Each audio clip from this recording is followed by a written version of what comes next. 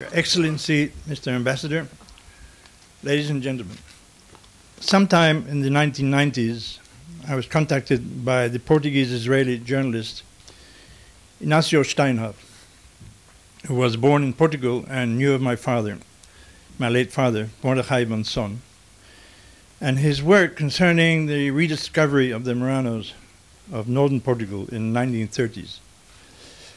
He found out that I was living in Israel, and he finally located me. This led to my increased interest and involvement in the matter of Marranos in general, and those of Portugal in particular. In 2005, my wife Lee and I decided to make a trip to Portugal, and in the footsteps of my father and the Marranos. Inácio furnished us with contacts in Portugal, people who were actively involved with their history. My father was a businessman, and on one of his trips to Portugal, he was advised by a business contact to not go to Mr. Rodriguez over there, because he's a Judeo. My father, being a proud Jew and a fervent Zionist, did not follow the above gentleman's advice. On the contrary, he contacted Mr. Rodriguez. At first, Mr. R denied any link to Judaism, saying he was a good Catholic. But gradually, after my father told him that he was Jewish himself, and he admitted that he was a crypto-Jew. However, he didn't believe that my father was Jewish, remarking that we are the last remaining Jews on earth. This was in the 1930s, and these people lived in small, isolated villages with practically no contact with the outside world.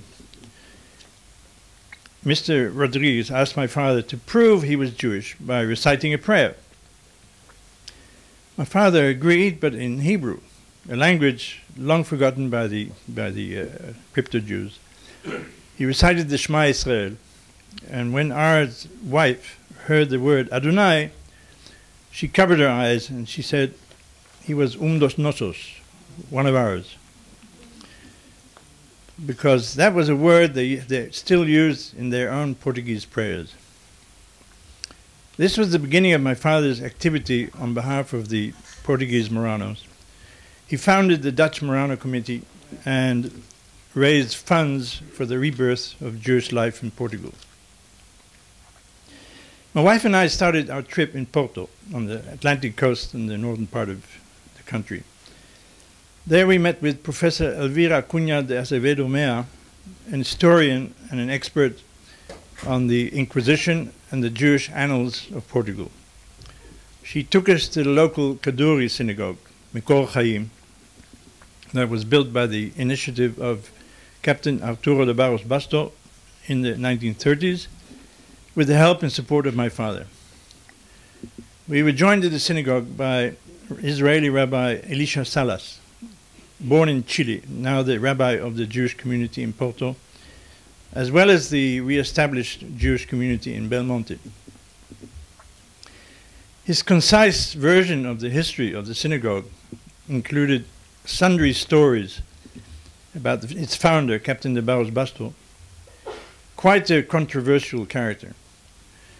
Many people, including my father, ended up being very critical of his activities. The following day we drove to Guarda, high in the mountains of northeast Portugal.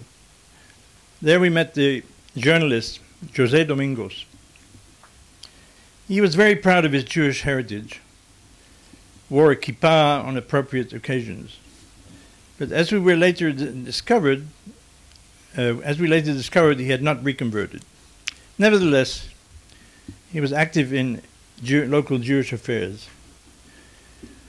He took us to the ancient Jewish quarter, the former ghetto, with still visible dividing walls, as well as some beautiful old houses.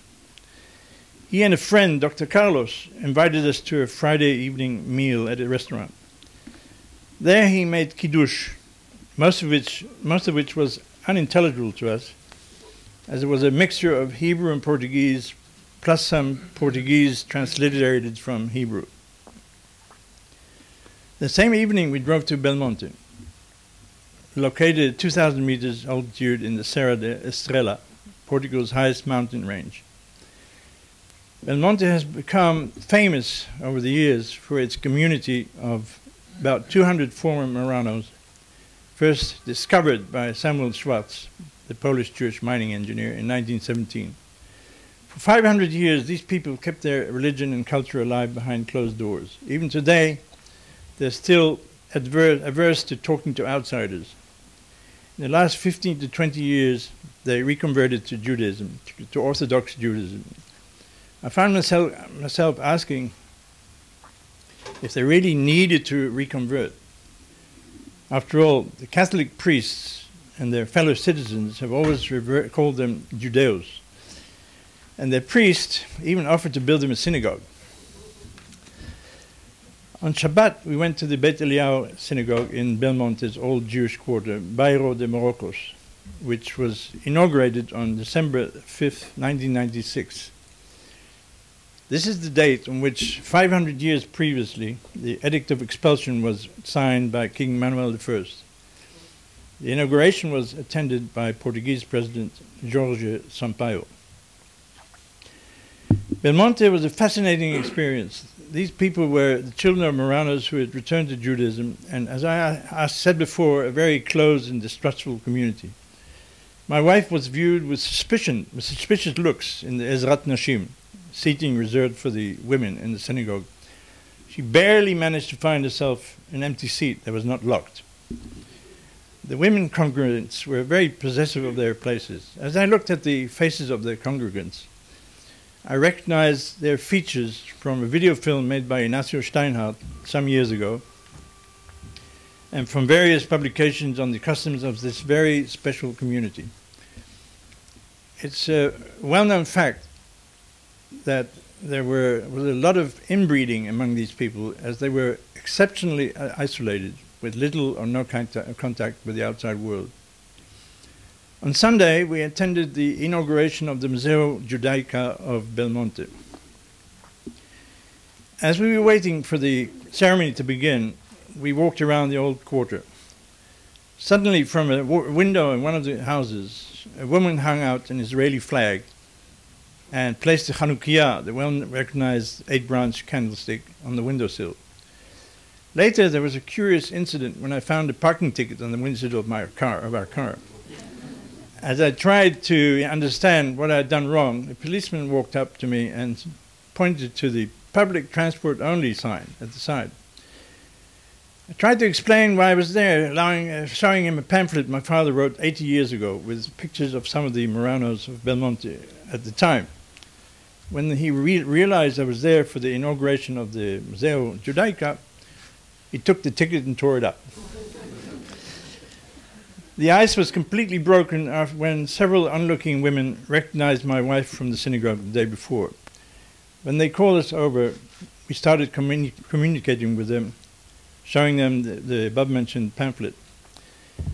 At least 2 people recognized relatives. One woman recognized her great-grandfather, who was 100 years old at the time the picture was taken.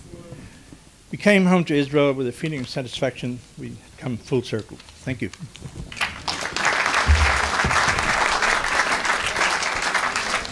And now I give to my colleague, Mrs. Mount, to close the seminar.